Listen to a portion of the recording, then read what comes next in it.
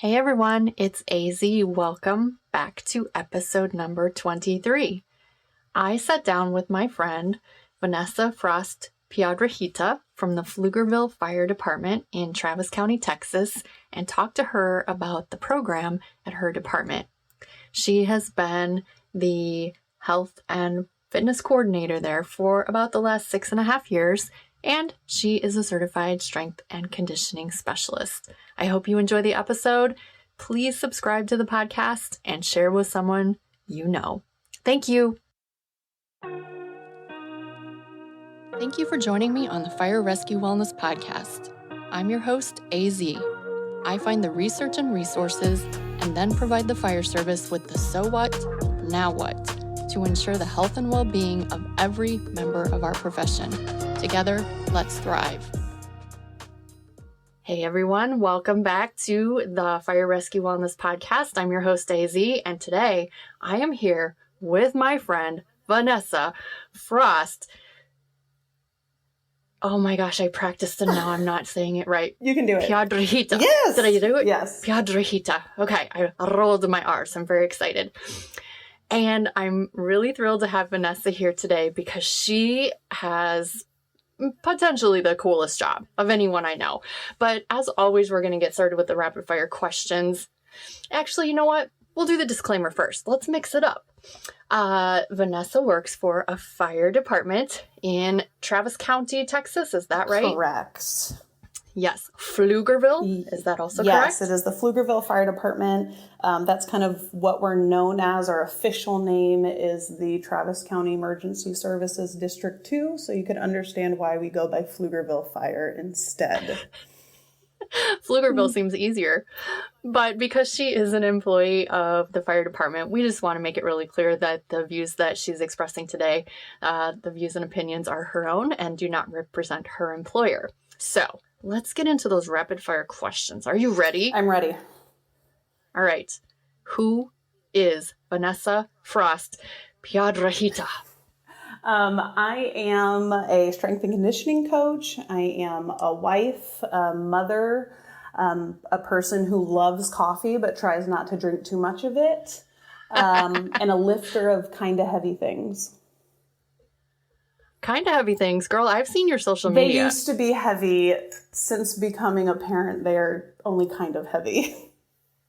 Well, I'm impressed. So you go, girl. All right. What sets your soul on fire? My soul is set on fire by seeing people do shit they love. And let me tell you why. I have a firm belief that when people do more of what they love, they're better people. Like, they're kinder to you. They're not assholes at the grocery store, right? If we're talking about our firefighters, they're nicer to each other. They're nicer to their patients. Still assholes, but like friendly assholes. And so, like, when people do more of what they love, I think the world becomes a better place. Not to get too kumbaya, but that makes me really happy. Oh, no. I love that. I just had this discussion with my friend Shantae on episode 19. Like, do more shit you love. Yeah, very much so. And outsource the rest. Oh, I love that. All right, girl, how are you changing the world? I like to think I'm changing the world by changing people's relationships with movement and nutrition and their thoughts on what health, performance, and wellness needs to be. Oh, that's so good. I can't wait to dig in with you. All right. Well, first thing I want to do is tell me about your position in Pflugerville. How long have you been there? What exactly do you do? Like, what does your day look like? So I am the health and fitness coordinator, which is my official title. I essentially tell people that I am a strength and conditioning coach / corporate wellness / all hat wearer of health and performance at the department. My day-to-day changes daily. But the major gist is I usually start the day with our cadet PT, and then moving from there, it's pretty much a crapshoot. But some of the things that are thrown into my mix are either station rotations, which unfortunately don't happen nearly often enough, program management, our benchmark management. So like we do different physical benchmarks every 3 months or so. And so I conduct those, and then all of the report writing, data entry of things that come from that, and then helping our training division in any way, shape possible. That's a lot of hats, girlfriend. It is a lot of hats. And, you know, somebody actually reached out to me on LinkedIn maybe like a week ago or so, and was pretty much asking that same question. Like, hey, what does your position look like? What is it? Because they had been speaking to some of my friends over at the Austin Fire Department, which is, compared to us, just so there's some context here, Pflugerville is adjacent to Austin, but we are much smaller. We have, I guess right now we have about 160 firefighters on the front line, and then another 50 sitting in like a cadet class. Austin has like 1,500. And so when this person was talking to me about like, hey, what they do as exercise physiologists in Austin is like literally, you know, train cadets, do station rotations, and like kind of one-on-one consult as they can. And there's a couple of them for that entire department, which person for person ends up, they still have to deal with way more people than I do. But because pretty much I am the entire health and wellness team, like all things nutrition, all things sleep, I'm part of the peer support group. I am now working with a physical therapist to come in with our department. I work with other like contractors in our area, like a Rosti and so on and so forth. Anything health and wellness gets thrown onto my plate. So it's a lot of hats to balance off of, which is really fun because nothing is like, no day is the same. So that's really enjoyable, but it can also be a juggling act where you feel like you're not making progress because there's so much. I dropped a plate. I dropped another plate. Oh no, all the plates are spinning and they're flying on the ground. My chief likes to say like, hey, we're juggling a lot of balls, just don't drop the glass ones. I'm like, okay. Oh. That's great advice. Well, it occurs to me, I actually don't know how long have you been there? Oh, I have been here 6.5-ish years now. So I've been here for a while. When we started, there were 75 firefighters in our department when I started. So my position has changed a lot since then. I've gained more hats the longer I've been here. Right. Well, and so are you the first, or did you get hired to fill a position that someone vacated? So I am the first actual internal position that they created and filled. Prior to me, there was a contractor that they hired from a local gym who worked with them for about a year, and honestly left a little bit of a bad taste in their mouth based on the work that he did. And then it kind of sat vacant, like there was nobody kind of helping with health and wellness for a year while they created the position, got approval for funding, so on and so forth. Prior to that contractor, they tried the DIY model of PFTs and hate it. Yep, I listened to your podcast actually on the way to work today, your mini Friday one. So I know your thoughts on the DIY method, and yeah, that didn't work out at our department either. I wanted to. I want it to work out because I want everyone to have easy access, but I just haven't seen it work out anywhere yet. I would love for it to work out, but I think, and for reasons you've expressed before in that, I think the people it would work out for are the people who don't really need it. And so if like, hey, I'm somebody who's into working out and I know my buddy likes working out too, I'm going to ask for his opinion, so on and so forth, and I'm going to get him. Right. I love working with people who already love their health and performance. Like it makes my heart so happy. But I tell people like my job is to reach the people who otherwise would not have looked for me. Like if I didn't exist at this department, they wouldn't have gone out to find a strength and conditioning coach. Those are the people that I need to reach. And let's say that they're a lieutenant. They're not going to go necessarily ask a firefighter on a different shift that they don't know who happens to be a PFT or some kind of coach trainer their opinion on XYZ potentially, right? What I think the power of my position in any department and mine too is that like I am not part of your rank structure. I'm a completely neutral party. Like, hey, come to me with all your things. And it's amazing the things that they will come to you with. Oh, yeah. Because you are an independent. It's amazing. Yeah, I think I definitely, it's funny that whenever I make my rotations to stations, I was actually out at a station yesterday and we sit down and one of the guys goes, okay, so what's the gossip in the department? I know, like everyone tells you all the things. And I'm like, yeah, but not things that you need to know. Yeah, that's the beauty. I'm never telling you any of the things. So they keep telling me the Yes. things. Yeah, that's the whole point. I need people to tell me the things. Oh, boy. Well, okay. My listeners, get ready to have like your socks rolled up and down because you are not going to believe what we're going to talk about next.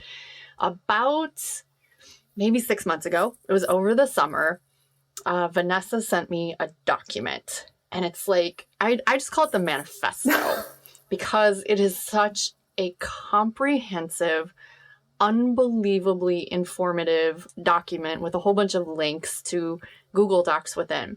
And we'll talk about some of the resources in that document. But one of the things that was in that document that literally no one can believe is the fact that your department has invested in paying their employees during their time off. Is it 2 hours a week? Is that right? Yeah, it comes out to technically 4 hours a pay period. Okay. So which our pay periods are kind of wonky, but it generally comes out to 2 hours a week where they are paid to work out as overtime if they so choose. Did you just hear what she said?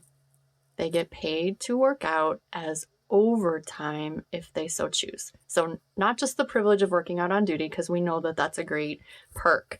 This is coming in off duty. Now, there are some, rules and regulations, of course. So tell us about that. How does it work? Yeah, so they do have to work out on department property, essentially. So usually what happens is we go from 7 to 7 or 24/48s. And so usually when people get off shift in the morning, they'll stay for an hour, get a workout in their station gym, or sometimes even people meet up across different stations and go and work out at one gym or another.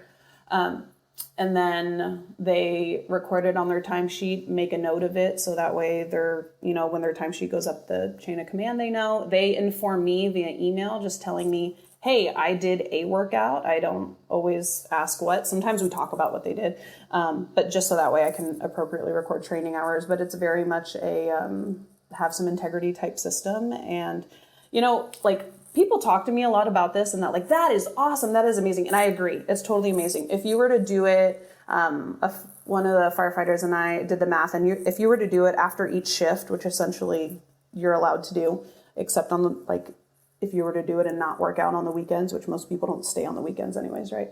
But if you were to do it on the weekdays, when you get off shift, do an hour workout, it's an extra paycheck for the entire year. Like if you were to consistently do it. But I probably only have about 20 total overtime hours per month in terms of that. I think it's a combination of things. I think one, sometimes people just like to get away from work and go work out on their own. And then I think two, also we have a lot of people who work overtime right now helping with our academy. And so whenever the academy dies down in terms of they graduate and we have a resting period before our next one, then I usually see overtime workouts start to vamp up again. And then whenever overtime is low in general, that's when our overtime workouts go up. And then whenever overtime is through the roof, then that's when my overtime workouts generally go down. People are tired. Yes, very much so. And I tell them, I'm if you are tired, you need sleep. That's what you need more than an overtime workout anyways. Absolutely. And so this concept, I think most people are going, what? How is this even possible? But your chief evidently really feels that health and wellness is important to your department. And so was this something that is it kind of a recent thing that you guys have started, or has it been going on for a long time? I wish that I could take credit for this, but it is completely not my doing. When I showed up, when I first did back in 2016, I sat down with my immediate supervisor, who was the chief in training at the time, and was like, hey, tell me all the things I need to know. to start out. And he was like, okay, well, you know, we have X amount of shifts, so on and so forth, kind of taught me about the fire service. And then he also said, I will pay our firefighters to work out overtime, 4 times a pay period. And I said, okay, I will make sure they know that. So this was imposed when I got here, but it wasn't by no means my idea. And whenever people ask like, well, how did you do it? How did you get it approved? I'm like, I don't have any, like big bits of advice here because I didn't have to fight that battle. Thankfully, I've been so fortunate that my chief, my department, and all of our executive staff is very data driven. And so really they pull the ROI studies on in terms of like, hey, if you have a back injury, how much does it cost the department? Okay, how much does it cost you to work out? What's your likelihood of getting a back injury if you work out well? Very low, or at least lower than it would be otherwise. Great, we're going to pay for that instead. And so other than health and wellness, just in general for you, is great as a firefighter, right? To keep you well for your entire career, which is a good thing, I think, just to invest in your people. But 2, budget-wise, it makes sense if you run the long game. Now, I'm sure if you were just to pull a singular year, some departments would be like, oh my gosh, this budget's insane. Why would you pay for that? But we do, I think, a good job of playing the long game. That's really, really smart. And I want to talk about return on investment, but I'm going to press pause on that for a second. And I want to talk more about your document because it was so impressive. Absolutely. So tell the listeners what other items are in that document, because you put that together. That was you, right? It has been added by me. I think when it started, it was like a 5-page document. Maybe it's up to 50 now or something. It's a lot of pages, you guys. There's a lot of stuff in there. But it started as essentially what is the forward-looking plan of the department when I showed up. And since then, it has kind of become our, as you say, manifesto, but it's kind of our guidebook in terms of all the things that fall under me. So our quarterly benchmark fitness assessments are in there. So we do a fitness assessment every 3-ish months, depending on the schedule. They come sooner or later, but 1 a quarter. What those standards are, what research developed those fitness assessments, because they're not just like ones that I threw together, but what the research is behind that and essentially what they mean.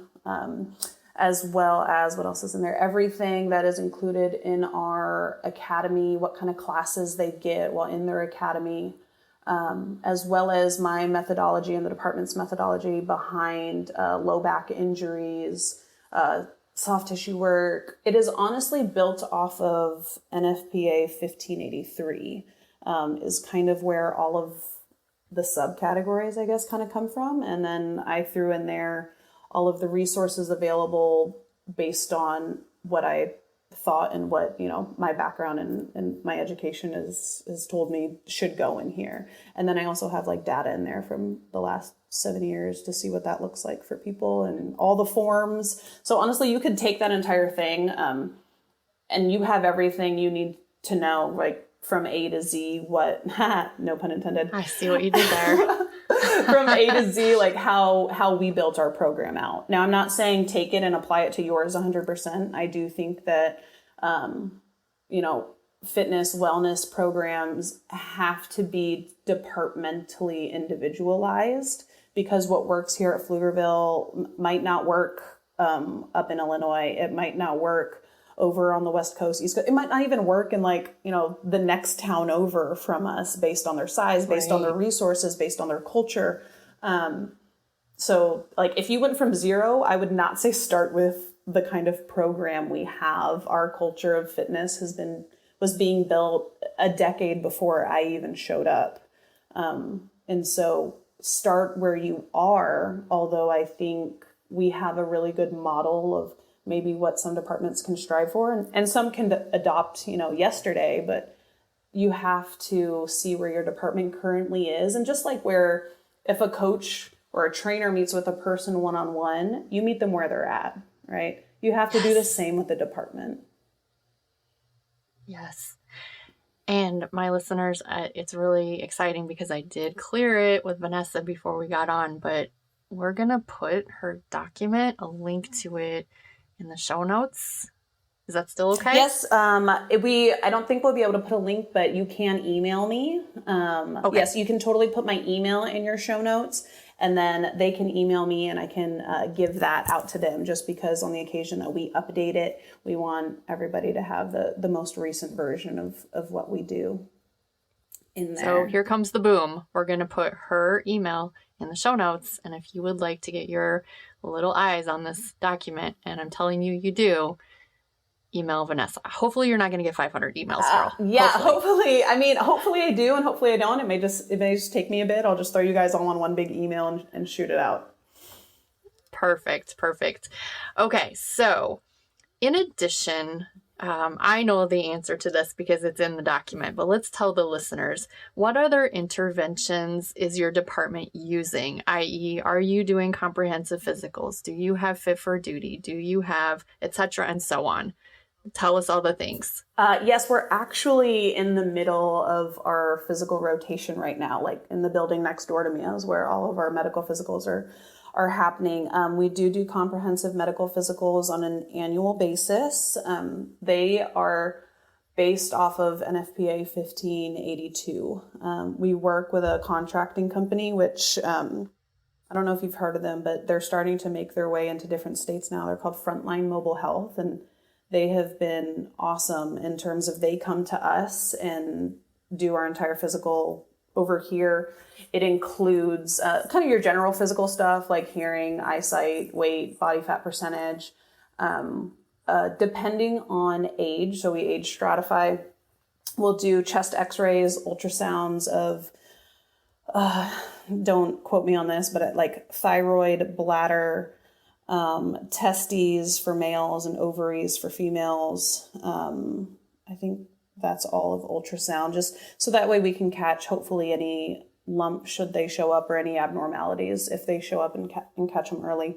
And then on an annual basis, as of right now, because knock on wood, thankfully we have the funding for it, we're able to do cardiopulmonary exercise tests every year, which is like if you've ever essentially VO2 max tests. So if your listeners have ever seen anybody on a treadmill or on a bike with like a Bane mask on and with a tube connect to it, where what they're doing is they're measuring oxygen in and your CO2 out, and in order to determine your maximum aerobic capacity.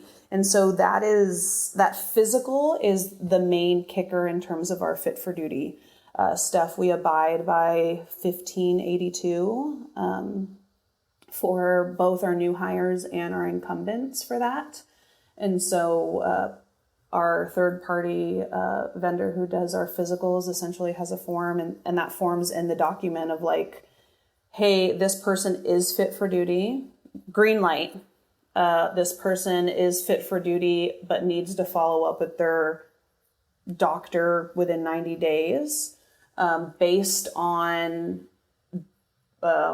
chapter, whatever, with all the details in terms of what that is, or red light, this person is not fit for duty based on, again, chapter XYZ. They need to do this, see whatever doctor, do whatever thing, whatever intervention to do that. And that very rarely ever happens. Thankfully, we have a good working relationship with our vendor, as well as hopefully a really good understanding within our firefighters that we want to know we as a department want to know as little as possible about their health other than, hey, they're good. So I think probably in the nationwide, they're like, well, I don't want the department to know that I need to go see a cardiologist for XYZ, right? Which is understandable, right? We work in the world of HIPAA. So that makes sense. I think the difference falls in that if it is affecting job task 5 in NFPA 1582, which I couldn't tell you what that was, let's say their aerobic capacity was really low and like they were throwing PVCs on their CPET in like 30 seconds. Meaning like, hey, if you were to go fight a fire and like get your heart rate up even just a little bit, like you are likely to have a cardiac event.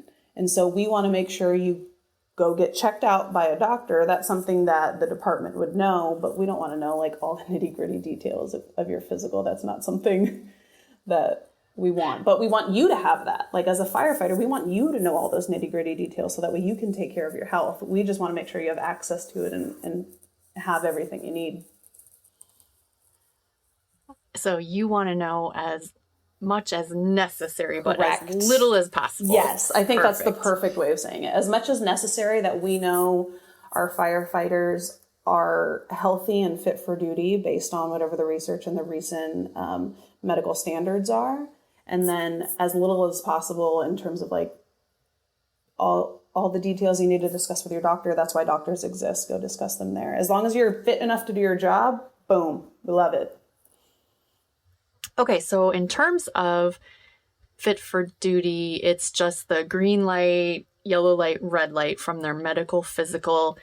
And does the medical physical, did I hear you say that does include the CPAT? So it includes the CPET, cardiopulmonary exercise test. I know when I throw that around, people are like, the CPAT, which is not part of our medical physical.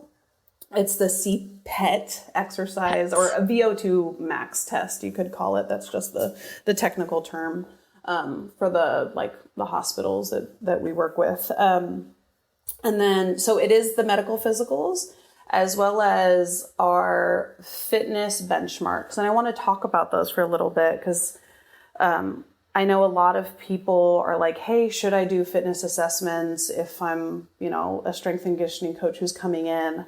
One, I think the answer is usually yes. I think unless you're working with a department who is super anti, hey, you just need to go make relationships first and then start assessing. We do more assessments than any department I've probably met, which sometimes it can be a bit overkill, but I think it's helpful in the sense that we do one every quarter. And even for those who don't like to train, it stays in their back of their mind of oh, I have an assessment coming up, I should do something. And so we have standards for our fitness assessment. They are based on whatever the research is. I like to use our consumption drill as an example because I think for most of my firefighters, it's the most liked one. And so it is a combination of a fitness assessment plus our consumption drill where we can measure how much air they're using. And the standard is 8 minutes, as in it's essentially like an obstacle course that you do in gear, not obstacle like climbing over random stuff, but like climbing ladders, pulling hose, so on and so forth, forcible entry prop. And it was a drill that was developed by some researchers in Canada. And then the number of 8 minutes was a combination of two things. It was one, that they found people with the appropriate VO2 max. So if their aerobic capacity was above the recommended 12 METs, then they could do it at least within 8 minutes. And then that was part of the first study. And then part of the second study was they took a bunch of videos of different people doing these skills at different rates. And so some people would be doing it at 6:30 or 8 minutes or 12 minutes.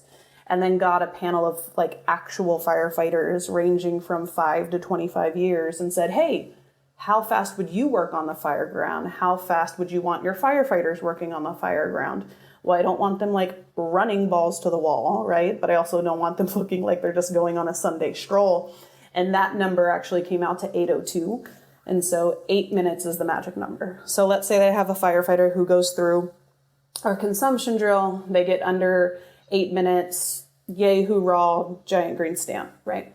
Let's say that they didn't finish within 8 minutes.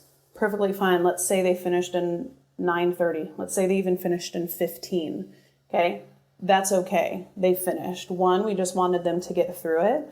And then two, if they didn't finish within that time cap, they have a conversation with their CO of hey, I'm getting over being sick, or you're right, my fitness has kind of faltered. I need to start prioritizing my fitness a little bit about that. It is literally just a conversation that they have with whoever their CO is on, hey, what's going on? And then on the occasion that they could not finish, so either they were stopped by one of our safety captains because they didn't look like they could safely continue the test, they were going to hurt themselves, or B, they've tapped out. They said, hey, I'm done, I can't finish. Then essentially what we do is retest again in 30 days. And I've never had anybody not be able to complete it after 30 days. Yeah, I think one of the main fears with these fit for duty tests is that you take the test and you miss the mark and you have no job. Mm-hmm. And I have never heard that being the case. There is always that remedial training. There's always that second chance. There is always that conversation. And it's very rare that I hear of anyone not being up to snuff on the subsequent tries. I think, and I like, that's a total valid fear, right? In that, especially if you're coming from a department who doesn't have any kind of like fitness program evaluation, whatever you want to call it, like that is totally understandable. And I think that's also where your culture comes in. Like, I don't say take this test and take that same standard and throw it on your department. If you haven't been doing PT with your cadets and instilling your, department fitness level for years on end, do the test and see where you fall, but don't give them the standard of like, hey, you have to do this within X amount of time, or you have to retest. Because like, I will tell you, I think I maybe have 5 people within my department that don't make that mark. And I think I've had one person ever not finish. And so it's a reasonable benchmark. That's what I mean. Yeah. It's a total, like for our department, it's a total reasonable benchmark for our firefighters here to be able to say, hey, you just have to finish. I'm not saying especially we have some people like, hey, I just came back from having a baby. Okay. I just need you to finish, right? I don't need you to go balls to the wall or anything like that. I just need you to finish. And then we're going to continue to work on your fitness appropriately as you continue in like the postpartum world. Cause I mean, I'm sure in your departments for your listeners, like women don't have the shot of like taking all the amount of time needed in order to come back. But like we do what we can and then, hey, just do what you can. And then we'll continue from there. I love this. This is all so good. So I want to switch gears for a second to, do you have any idea about your return on investment statistics that you feel comfortable sharing? I laugh because I should. It is one of the things on my to-dos. My department's like specific ROIs I don't have because they've gotten a little difficult in the sense that we've more than doubled in size. And so technically we're spending more money now than we have before, just based on that. But yeah, I wish I could. I can't, AC. Nope. That's okay. And you know what? Typical return on investment on even just sort of like a ho-hum health and wellness program is 3 to 1. So if you're getting anything above that, you're doing amazing. So you texted me. You don't often text me. But you texted me the other day. You had big news to share. Do you remember what it was? Yes, it was very exciting. I wanted to share it with you in that I have recently gotten approval to have a physical therapist come and work with our firefighters. So, we've always had the basic health insurance, and I think we have pretty decent health insurance, but there's that barrier of entry for a lot of people of like, I mean, I'm sure you have a general practitioner or like a PCM. Like, oh my gosh, probably like 85% of my firefighters still don't have like their doctor that they go to. They're like, oh, my annual physical is my doctor. And I'm like, I mean, I don't have a doctor either, girl. I don't have a doctor. I don't need one though. Okay, well then I don't need one. That's fair. I have a female doctor. There you go. That's a doctor. I really don't get sick. Yeah. So that's fair. And I have PPO, so I just bring myself to whatever doctor I want to go to. That's fair. Okay. All right, guys, you got to get a primary doctor. Go get a primary doctor. And even if you don't get sick, here's the reason why is because at least in our state here, if like you wanted to go see a physical therapist, you have to get a referral. We have direct admit. That's awesome. That is awesome. Well, check on your state. Fantastic. Check on your insurance, right? Yeah, check on your insurance in your state, yes. In your state. But I would tell people, I'd be like, hey, they have this thing going on. And we'd try like, the basic protocols of, okay, let's fix your shoulder positioning, for example, for some shoulder pain. And like, I'm a strength coach. I'm not an athletic trainer. I'm not a physical therapist. There are things outside of my scope of practice. And so I'll be like, hey, you need to go see a physical therapist. Here are some that I trust. Go see one of those. But you still have to get a referral from your doctor. And like, if you had a doctor, even if you don't see him ever, right? You just message their office and say, hey, I'd like a physical therapy referral. And they go, okay, boom, got it. But that's a huge barrier of entry for a lot of people. Yes. And so we've been working, it's always been part of the plan, but it's never come to fruition. And so now we're on a short-term trial period to start soon with a local physical therapist who is outstanding. And like, oh, I love it.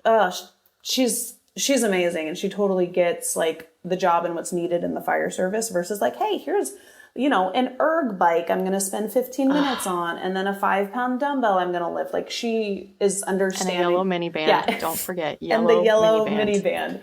So she's outstanding. We're going to be able to send our people directly to her on essentially like our dime as a department to cover those injuries. Because here's the thing, like if you have back pain, for example, super common in the fire department, right? Super common kind of in life. If you have like, my back pain, it bothers me a little, it bothers me occasionally. It's not too bad, but I can work perfectly fine, right? I got this. I don't need to come off shift. I don't need to come off the truck. I'm good.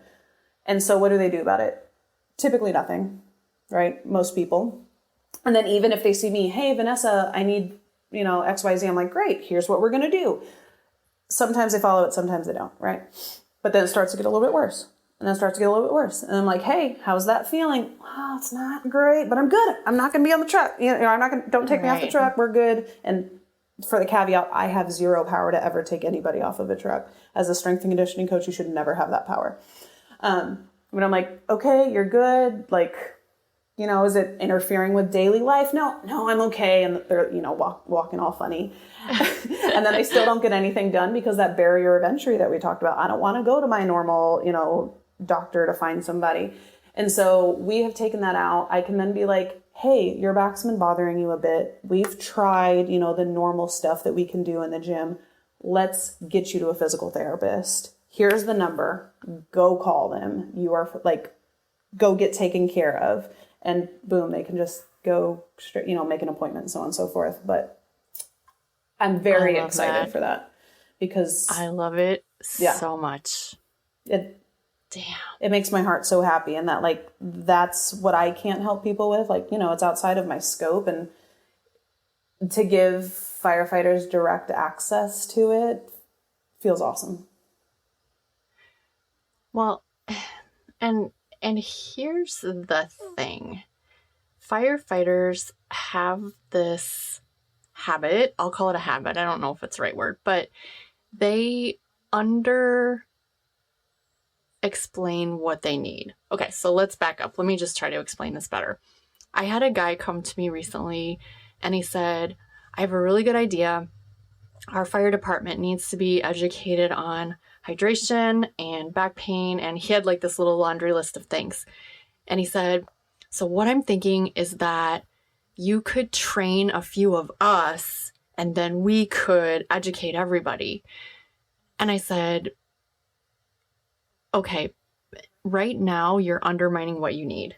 What you need is a professional come in and do it. But you're trying to make your ask small so that the chief says yes. Make your ask for what you really want and what you really need. You might not get it, but you have to ask for what you need. And I think not only what you need, but what will give you the biggest return on investment. And I like, obviously budget is a huge thing that like your bosses are going to care about, but I mean just the return on investment in terms of effort. Like even if I sit here and train the next person, I'm not saying they're not going to be educated. Like they are going to learn a thing or two if I sit here and train them, which is outstanding. How well can they not only just regurgitate information, but apply knowledge? That is the difference there that I think is so important when we're talking about bringing, external professionals into work with the fire department, is that yes, regurgitating information is one thing, and it's helpful if I'm teaching the most, perfectly mobile person how to squat, then I can tell you, okay, we're going to drive our knees out. We're going to drop below whatever parallel degree and so on and so forth. Well, what happens if they have a plate in their ankle? Well, then what also happens if they have zero core stability? What also happens if they have low back pain, if they do anything like even remotely close to 90? How are you now going to load that? Like, that's no longer regurgitation. That is now knowledge application. And that's totally different. Anybody can look up whatever they want in terms of how to do a perfect squat. Well, guess what? 99.9% of people out there aren't perfect. And so you have to adjust to them. And you can't regurgitate that. You have to have learned that on an experience-based and education-based, career in order to do it really, really well, I think. I think anything is better than nothing. So even though I know we're sitting here saying the DIY method is not great, I think it's better than nothing because at least somebody's talking about it. So that's one of my main, I don't know, I guess a mantra if you want to say it, anything is better than nothing when we're talking about any kind of movement in your life or we're talking about any kind of program in your department, because then it's at least being talked about. Because if it's not being talked about at all, we don't have anywhere to go from there. That's a valid point. And as you were speaking, I was thinking, Vanessa doesn't earn her salary for the 15 minutes it takes for her to show Tom how to squat properly. She earns her salary for the 10, 12, 15 years of experience she has to be able to do that. Yeah, I think... So that's the value of a professional. Yeah, I think that's thank you for putting it that way. That's a nice little reminder for me too. And that that's how you help people is through that application. I have one of the firefighters, he jokes every year. He's like, hey, I'm going to get one more watt on that VO2 max test. And I'm like, oh yeah, why is that? He goes, because I know you need that bonus. I know you. He's like, I'm going to do all the watts. You can do it. You guys, I don't get any kind of bonus. I work for a fire department, right? Just like you. No bonuses. Oh my gosh. Well, I know right now people out there are like, my department would never in a million years go for this. We're smaller. We're whatever. Objection. What would you say to those departments that immediately say, we can't do this? I would tell them, one, you don't have to do this, right? Oh, good one. And like I said earlier in that, I don't think our program is for everyone, and that is okay. My next question would be, what could you do? And that, like I said, anything is better than nothing. And whether we're talking about a department goal or even just an individual goal, I as Vanessa have, the fitness goal to run a mile in X amount of time. It doesn't matter what the big dream is. You got to meet yourself where you're at, which is where we started this conversation, right? And that you have to meet your department where it's at. I get it. They won't go for it. There's a lot of departments even around me that won't go for the program that we have running here at Pflugerville. And that's okay in the sense that that is life. And so you have to make something work, anything work, even if that's you trying to help people individually, or it's you learning how to communicate with the people who make those decisions in a way that they understand. Yes. Because like I said, our department is super data driven. So anything that I want to propose has to be backed by data. Now, here's the reality of how the world works. A lot of decisions aren't made on data. They should be, right? They should be completely logical decisions, but there are multiple reasons why people don't change. Well, this is the tradition. This is what we've always done. We've never needed it up until now. Why should we change what we've been doing? Or maybe they think, let's say a firefighter's bringing this up. You're a firefighter. What do you know about the fire service and the needs of the health and wellness? Like, I've been here for 20 years, so on and so forth. And so I think just like you have to meet your department where they're at, you have to meet the decision makers in your path where they are at and try and bring your idea to them in a way that they understand and can buy on. And that's different for a person. Like, if I'm trying to convince you or at least persuade you in some way, shape, or form, AZ, it'd be different than how I would persuade my mother or how I would try and talk to my boss, right? All of that's going to be different. And so I think that plays a role in like trying to get your department or your, whoever's in your chain of command and what you have to do to get something approved. You've got to talk to them so it makes sense to them. I love that perspective. It's so good. Well, I'm going to ask one final question.